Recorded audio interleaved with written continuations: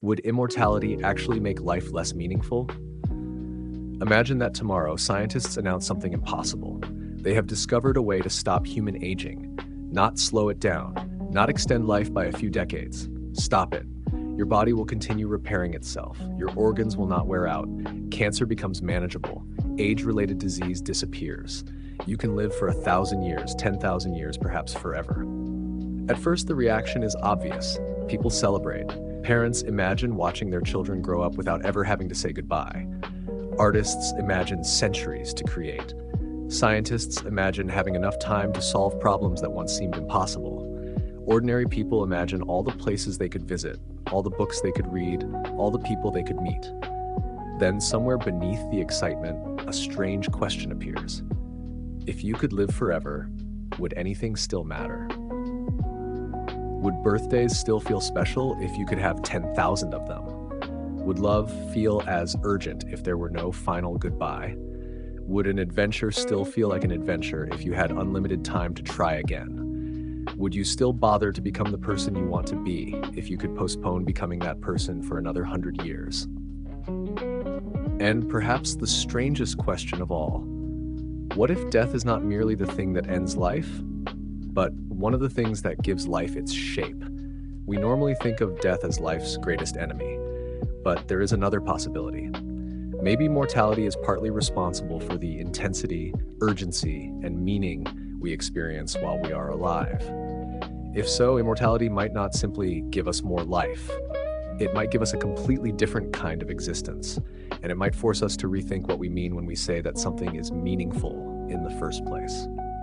The strange power of a deadline. Consider a simple experiment. You have an entire year to read a particular book. You keep putting it off. There is always tomorrow. Then, one day, you realize you have only 24 hours left. Suddenly, the book seems important. You make coffee, you silence your phone, you sit down and read. Why? The book did not suddenly become better. The words did not change. Your relationship with time changed. The deadline created scarcity. And scarcity has a strange effect on the human mind. When something is limited, we tend to value it more. A rare painting feels more precious than an identical painting that can be reproduced endlessly. A vacation feels special partly because it ends. A childhood memory becomes precious because childhood cannot be recovered. A conversation with someone we love can feel unusually important when we know it may be our last. This does not prove that mortality creates meaning, but it reveals something important. Knowing that something will end changes how we experience it. Think about watching a sunset. If the sun simply stayed on the horizon forever, would you keep watching? Probably not. The beauty of the sunset is partly connected to its disappearance. You don't look at the sky and think, I have another 700 years to enjoy this. You look because the colors are changing, because the moment is passing, because you cannot hold it. The same thing happens with music. A song would be strange if it never ended. Imagine your favorite song reaching the final note, then immediately beginning again. Forever. At first, you might love it.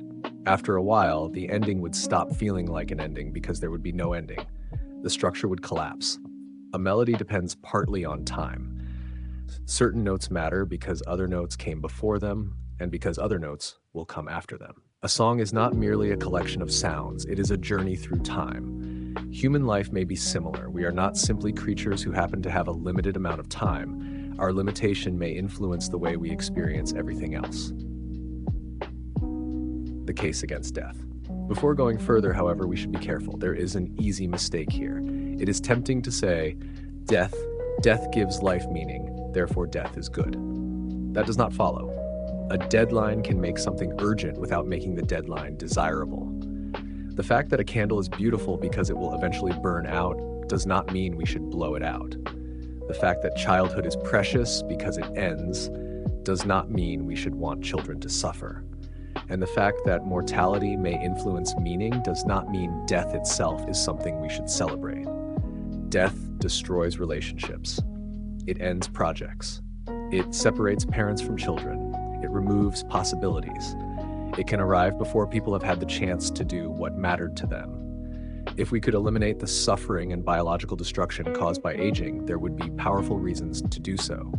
So the question is not really, Is death good?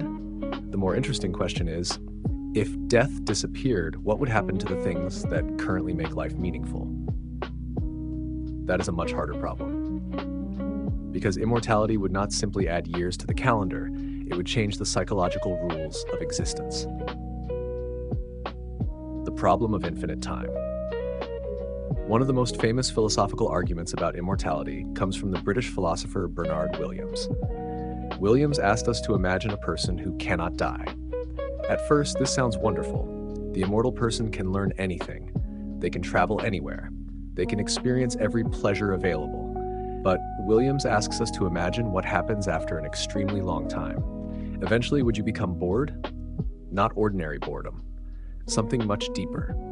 The exhaustion of having experienced everything you genuinely care about. Imagine that you live for 100 years. You become a musician. You learn 5 languages. You fall in love.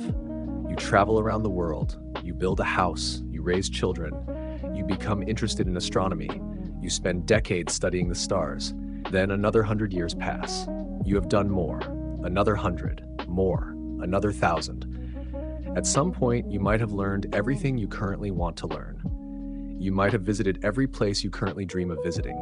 You might have played every instrument, read every book that interests you, had every kind of relationship you wanted, experienced every adventure that once seemed exciting. Then what? The obvious response is, just find new things. But that response creates a deeper problem. Would you actually continue to care about new things, or would your capacity to care eventually become exhausted? This is where the idea of immortality becomes surprisingly complicated. The problem may not be having too little time, it may be having too much. Imagine a life with no last chance. Our ordinary lives are filled with decisions because we know that opportunities disappear. You might think, I should call my father. I should finally learn the piano. I should tell her how I feel. I should visit that place. I should stop wasting so much time. Why do these thoughts have urgency? Because the future is not infinite. There is a point beyond which the call cannot be made. The piano will remain unplayed. The confession will remain unspoken. The journey will never happen. Mortality creates a background pressure beneath ordinary life. It tells us, choose. And choosing means excluding. If you spend Saturday with your family, you cannot simultaneously spend that same Saturday somewhere else. If you become a doctor, you give up the possibility of spending those years becoming something completely different. If you marry one person, you close many other possible lives. Every meaningful choice destroys alternative possibilities. That sounds negative, but perhaps it is precisely what gives choices their weight. Imagine having infinite versions of your life available to you. You could become an artist next century, a scientist after that, a traveler after that, a parent after that, a hermit after that, a musician after that. You never have to choose permanently. At first, this sounds like freedom, but unlimited options can produce a strange form of paralysis. If every door remains open forever, why walk through one today? Later. One of the most powerful forces in human life is the word later. I'll exercise later, I'll apologize later, I'll travel later, I'll write the book later, I'll spend more time with my family later, I'll figure out who I am later. Normally, mortality eventually interrupts this strategy. There comes a point when later becomes impossible. This is uncomfortable, but it can also be clarifying. Imagine an immortal person deciding whether to learn Japanese. There is no urgency. They can say, I'll do it in 300 years, and they might. But perhaps in 300 years, they will say another 300 years. The problem is not that they lack time. The problem is that they have no reason to prefer now over later. This could fundamentally change motivation. Human beings are strange creatures because we often need limits to act. A blank page containing infinite possibilities can be more intimidating than a page with a deadline. A person who knows they have 1 year to write a novel may write it. A person who has forever may spend 200 years thinking about the perfect opening sentence. Immortality could turn procrastination into a way of life. But what if we changed too? There is, however, a powerful objection. Why assume an immortal person would remain psychologically identical to us? We are imagining immortality using the mind of a 21st century human being. That might be like asking what a child would do with $1 billion and assuming the child would spend the money exactly like a billionaire. Immortality could transform the mind. Perhaps after several centuries, you would no longer care about the same things. Maybe you would develop new interests. Maybe your personality would change dramatically. Maybe your capacity for wonder would grow rather than shrink. Maybe boredom is not an inevitable consequence of endless life. Perhaps the real problem is that we imagine eternity as simply repeating the same human experience forever. But that may be the wrong picture. Imagine a person who lived for 10,000 years but changed continuously. They learn, they forget, they develop new values, they encounter new cultures, they experience new forms of art, they watch civilizations rise and disappear. They see landscapes transformed, they witness technologies that would look like magic to us. Their own personality becomes almost unrecognizable. Would that person really be bored? Maybe not. Perhaps immortality would not be one extremely long human life. Perhaps it would be a series of different selves connected by memory. And that creates another problem. How much of you could survive? Think about who you were at age 10, then think about who you were at 20, then 30, then today. You may recognize your younger self, but you probably don't feel exactly like that person. Your interests changed, your fears changed, your values changed, some relationships disappeared, some memories became blurry, your understanding of the world changed. You became someone else without physically becoming someone else. Now stretch that process across 10,000 years. Would the person who remembers your childhood still genuinely be you? This question sounds abstract, but it touches something very ordinary. Identity is not as solid as we usually imagine. We often think of ourselves as a single person traveling through time, but the self may be more like a continuously edited story. Every year adds chapters. Some chapters become less important, some are forgotten, some are rewritten, some become embarrassing, others become central to who we think we are. Now imagine thousands of years. You might become a completely different person while still remembering that you once had your current personality. At some point, immortality might involve not simply preserving a self, but watching that self gradually disappear. You would remember the person you used to be, but you would no longer understand why that person cared so much about the things they cared about. That could be beautiful or terrifying.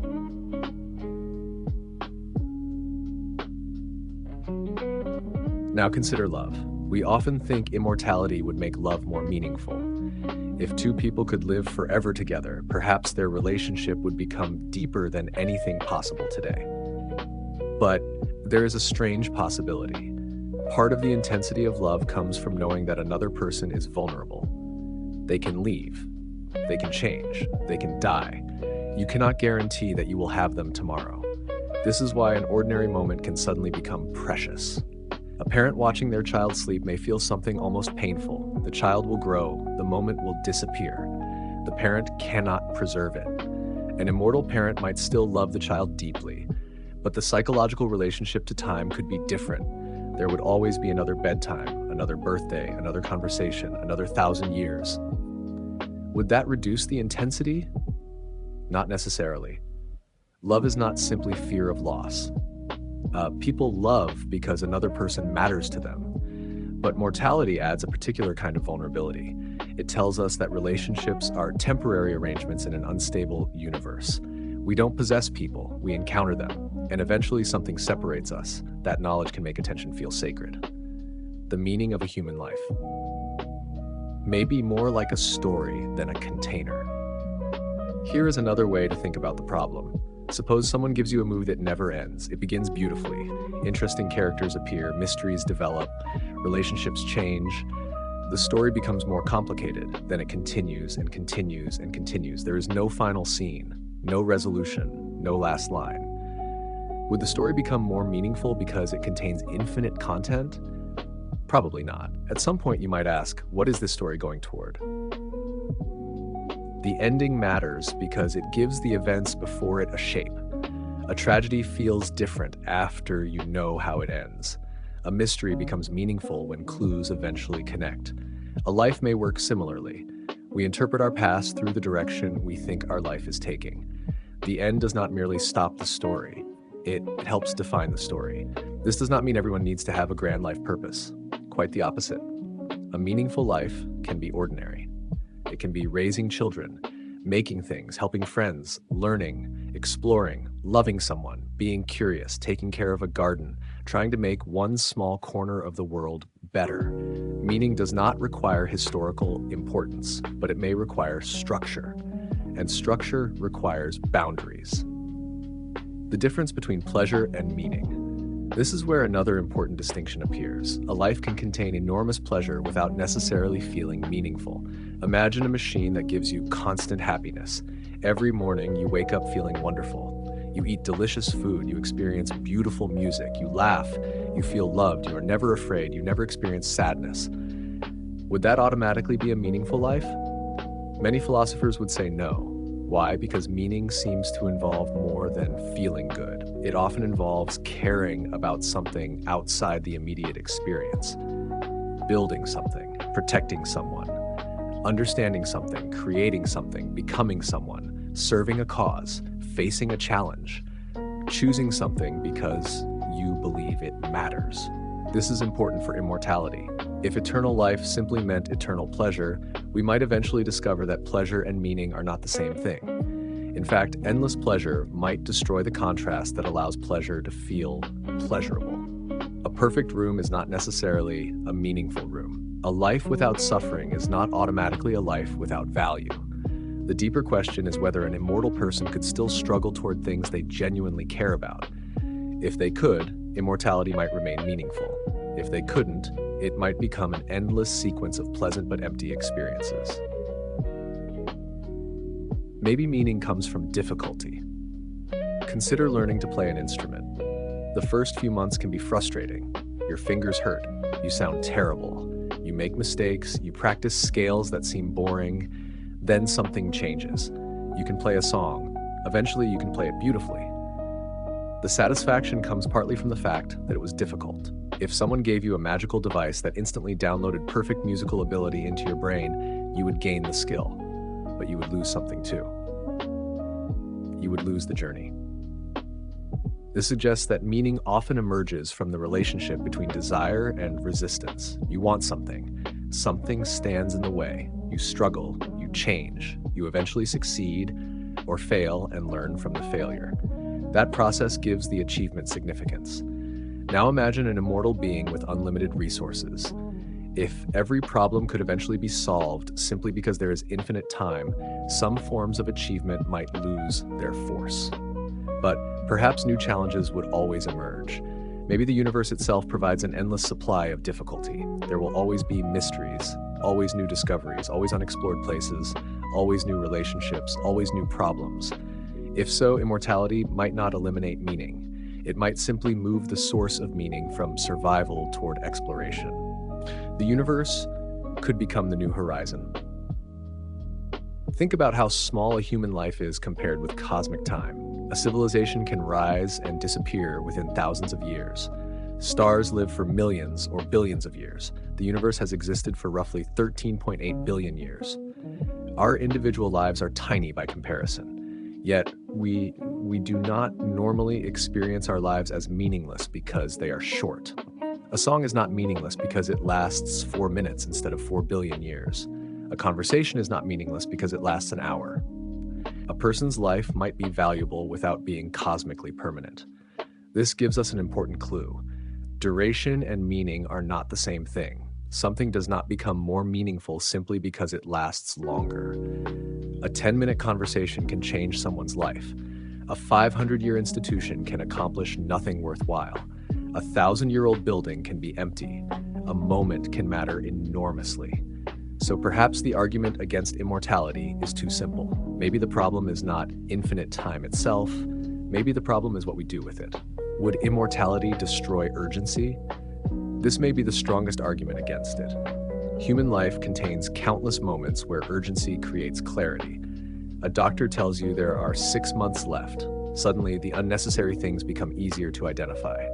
A person receives a terminal diagnosis and realizes they want to see their family. Someone narrowly survives an accident and begins treating ordinary mornings differently.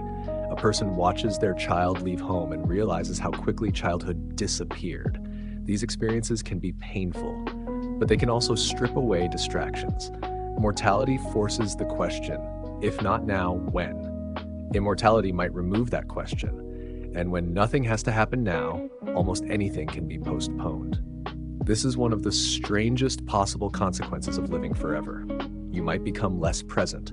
We often assume that more time means more attention, but it might mean the opposite. If you believe you have forever, the current moment could become less valuable. Why watch this sunset? There will be another. Why visit this city? There will be time later. Why tell this person how much they mean to you? You can do it next century. Why begin the difficult project? You can begin when you're ready, but perhaps when you're ready never arrives. Infinite time could produce infinite postponement. The strange value of the last time. There is a phrase we rarely notice: the last time. The last day of school, the last summer at home, the last Christmas with a grandparent, the last conversation, the last time a child asks to be carried. Often we don't know it is the last time while it is happening. That is what makes the idea so haunting. The moment feels ordinary. Only later do we realize that the door quietly closed behind us. If immortality eliminated finality, it would also eliminate many of these moments. There would be no last birthday, no last vacation, no final goodbye. At least not necessarily. That might sound wonderful, and perhaps it would be, but it would also change the emotional texture of life. Many of the strongest human emotions are connected to endings. Nostalgia, grief, bittersweetness, remembrance, longing, even gratitude. We often become grateful for something precisely because we realize we cannot keep it. Immortality might not eliminate these emotions entirely, but it could radically change their place in our lives. What if we could choose when to die? Now imagine a more interesting version of immortality. You do not have to live forever. You simply do not age. You can remain alive for as long as you want. At any point, you can choose to die. This seems to solve the boredom problem. If life becomes unbearable or empty, you can end it. But notice what happens. Death has returned, not as an unavoidable biological event, but as a choice. And that choice could restore some of the structure that immortality removed. You might think, I want to experience another 1,000 years. But eventually, I think I'm done. That final decision would give life a boundary. It would make the final chapter meaningful. In a strange way, the possibility of death might be necessary, even if death itself is no longer inevitable. Perhaps what matters is not that we must die. Perhaps what matters is that life can end. A story can be meaningful even when the author is allowed to choose the final page. But what if immortality became normal? There's another problem we often overlook. If only a few people became immortal, the world would become extremely strange. Imagine meeting someone who has lived for 600 years. They could remember political events that everyone else knows only from history books. They might have lived through languages changing, cities disappearing, entire social systems being replaced. Their memories could become a kind of living archive, but they might also become incredibly wealthy. If they had centuries to accumulate resources, they could become extraordinarily powerful. Immortality would therefore not merely be a personal philosophical problem. It would become a social problem. Who gets to live forever? Who can afford it? Can governments control it? Would the rich become effectively permanent? Would political leaders refuse to leave? Would cultures become less flexible? Would younger generations struggle to find space? Imagine a world where the same people remain influential for 500 years. The problem with immortality might not be that individuals become bored. It might be that society becomes unable to change. Mortality creates generational turnover. People leave, new people arrive, ideas are replaced, institutions evolve. An immortal society might become incredibly stable. But stability is not always progress. Sometimes civilization needs new minds. The wisdom problem. There is an attractive fantasy that immortality would make people wiser. After all, imagine having 1,000 years to learn. But time does not automatically produce wisdom. Someone can repeat the same mistake for 80 years. Give that person another 800 years, and you may simply get a more experienced version of the same person. Wisdom requires reflection. It requires the ability to change. It requires noticing when your beliefs are wrong. An immortal person might become extraordinarily wise, but they might also become extraordinarily stubborn. Imagine someone who has believed the same political idea for 900 years. They have invested centuries of identity in it. Would they be more willing to change their mind? Maybe not. They might say, I've been thinking about this for 700 years. What could you possibly teach me? Immortality could produce wisdom. It could also produce enormous psychological inertia. The value of forgetting. There is another feature of ordinary human life that immortality would challenge. We forget. And forgetting may be more important than we realize. You do not remember every meal you ate last year. You do not remember every conversation. You do not remember every boring afternoon. Your mind continuously throws things away. This allows the past to become manageable. Now imagine remembering 10,000 years. Even if your memory worked perfectly, what would that be like? The first person you loved, the first person who betrayed you, every home you lived in, every friend who died, every mistake, every embarrassing moment, every war you witnessed, every civilization that disappeared, every promise you broke, every promise someone broke to you. At some point, memory itself could become a burden. Perhaps immortality would require forgetting. But then, something strange happens. If you forget enough of your life, immortality becomes less like one continuous existence. It becomes a chain of lives connected by fragments. You might be immortal biologically while becoming mortal psychologically. Parts of you would still die. Your interests would die. Your relationships would die. Your memories would fade. Your identity would transform.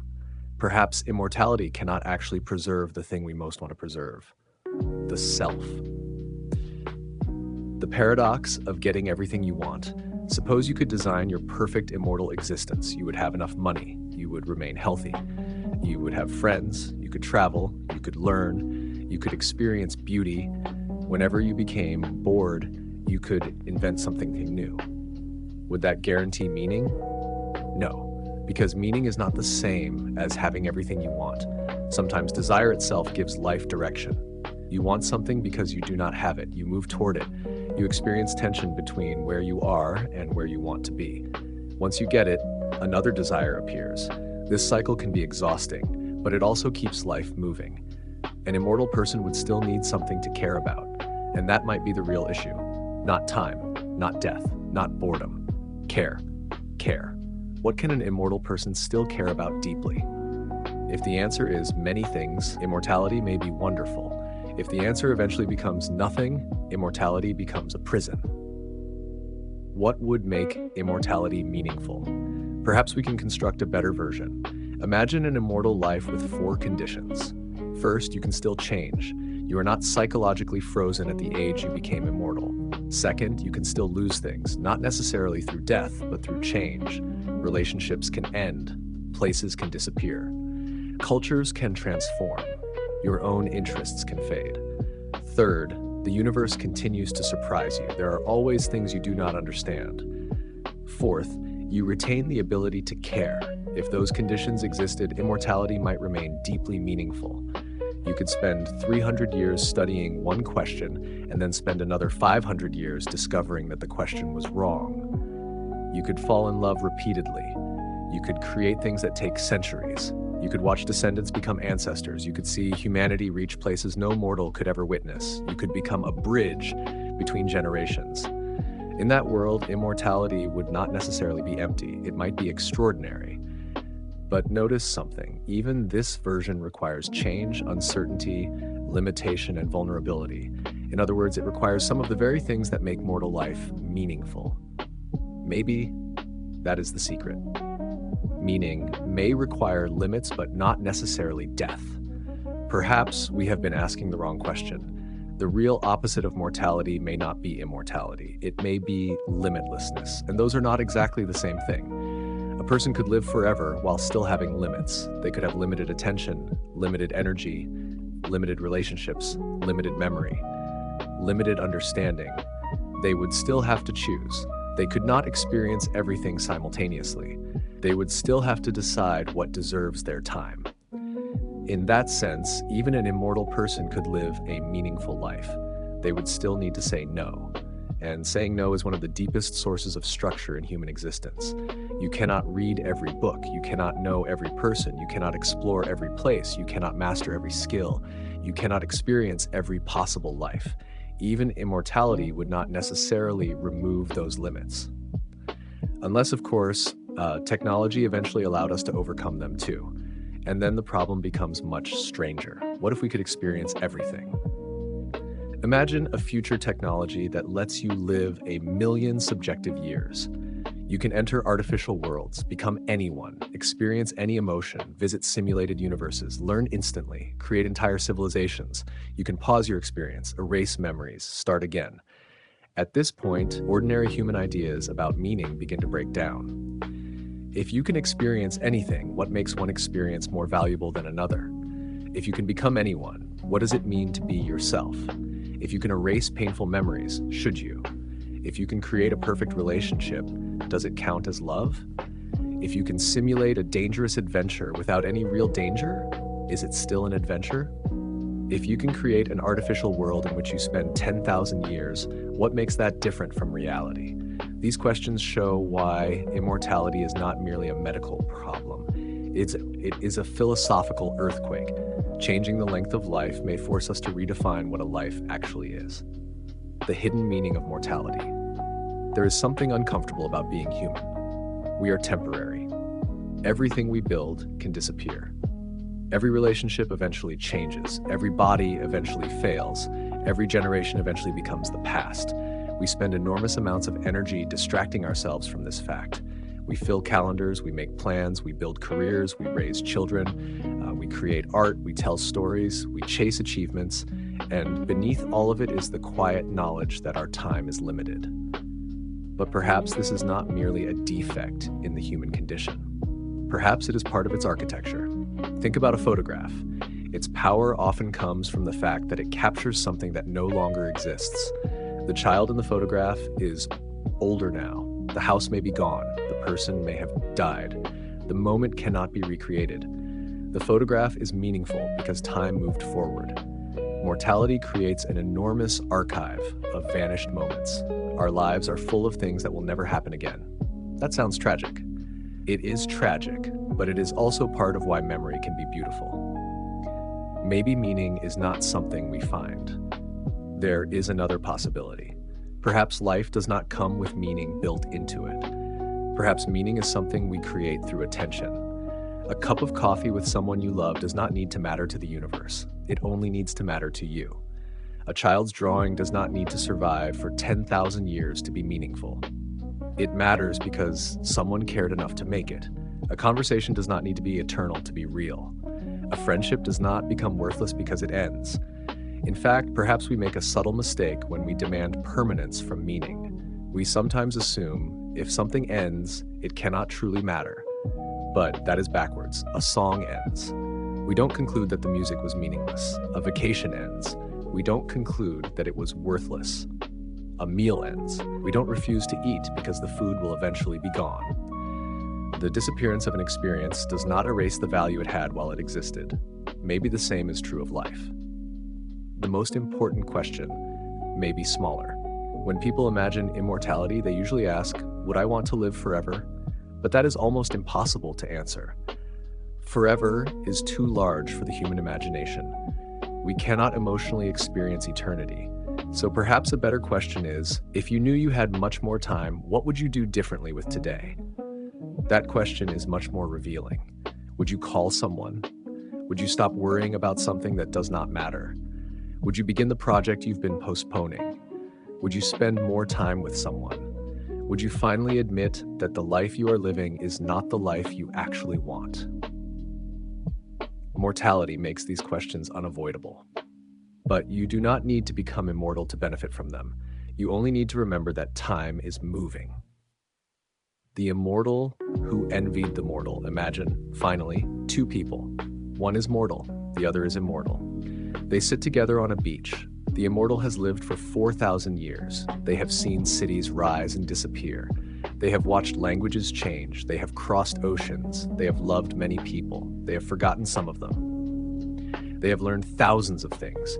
The mortal has only 30 years left. The mortal watches the sunset. The immortal watches too. The mortal says, "It's beautiful." The immortal nods. Then the mortal says, "I wish it would last forever." The immortal looks at the sky. After a long silence, they say, "I used to wish that too." The sun moves lower. The colors become deeper. The mortal knows the moment is ending. The immortal knows another sunset will come tomorrow. And perhaps that is the difference. The mortal pays attention. The immortal does not have to. But then the immortal notices something unexpected. The mortal is crying, not because the sunset is terrible, because it is beautiful, because it will disappear, because there will never be another sunset exactly like this one, with these clouds on this day beside this person. And suddenly the immortal understands something they had forgotten. The value of the moment was never that it would last forever. The value was that it was this moment. So would immortality make life less meaningful? Maybe, but not for the reason we usually think. Immortality would not automatically make life meaningless. A longer life is not necessarily an emptier life. Meaning does not come from a particular number of years. It comes from caring, choosing, changing, creating, loving, struggling, discovering, remembering, and paying attention. An immortal person could still have all of these things. But immortality would remove one powerful force that silently shapes human existence: finality. Without finality, urgency might weaken. Choices might become easier to postpone. Achievements might lose their scarcity. Relationships might feel different. Generations might stop turning over. Memories could become overwhelming. The self could transform beyond recognition. And the endless future could become either the greatest opportunity imaginable or the most sophisticated prison imaginable. Perhaps the deepest lesson is not that death gives life meaning. That statement is too simple. Death may give life urgency. Limits give choices weight. Change gives experiences shape. Loss gives memory depth. And attention turns passing moments into meaningful ones. So if immortality ever becomes possible, the challenge will not simply be learning how to stay alive. It will be learning how to remain capable of caring.